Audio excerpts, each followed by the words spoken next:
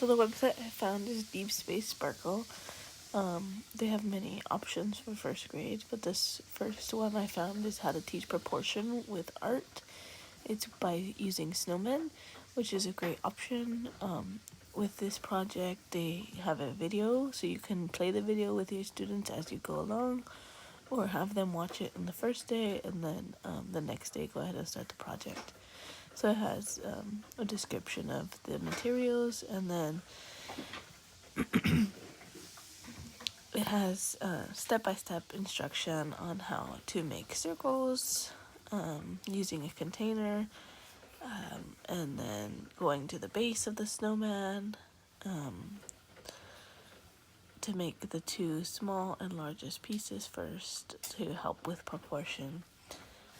And then what you're going to do in the background, like how to paint it and use the pastels to make it the effect of the snow and shadowing.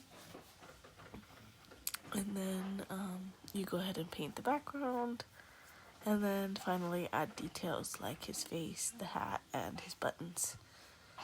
I thought this one was a great option for first graders during the winter. And then the second project I saw was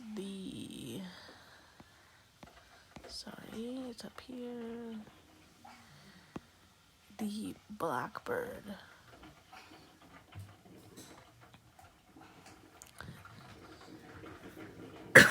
This lesson helps with Black History Month, which is a great way to have diversity in your classroom, especially in the arts.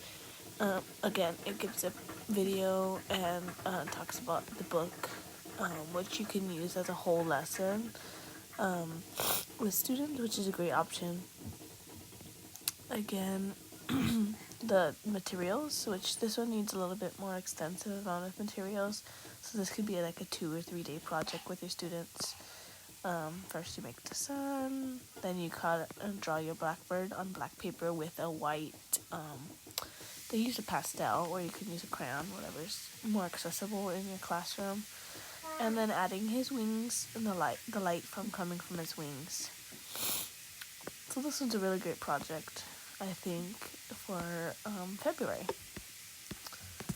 And then lastly, we have it's on the next page here.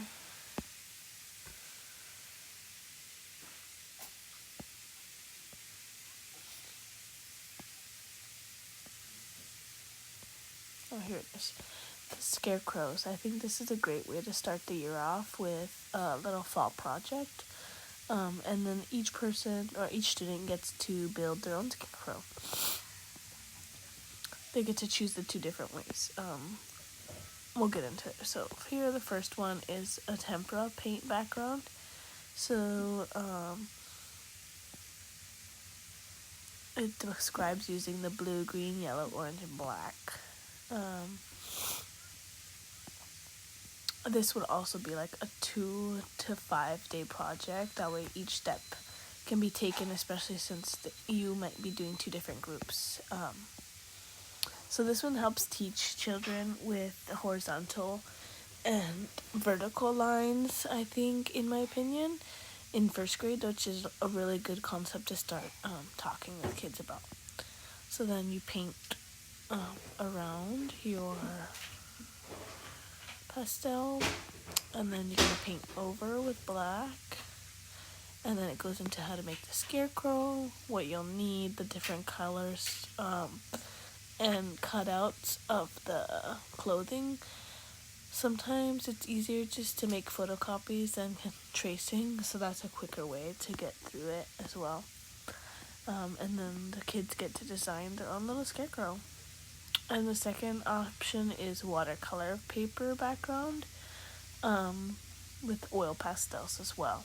This might be a little bit easier because it's hard to find the other types of paint within the schools, unless you're spending your own money. So kind of same concept. You go ahead and paint over your pastels, which gives it that effect like here,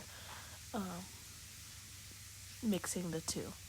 But I think this one's a great option to start the school year because the kids get to kind of, see here are the options of what they can make their scarecrows dressed up like.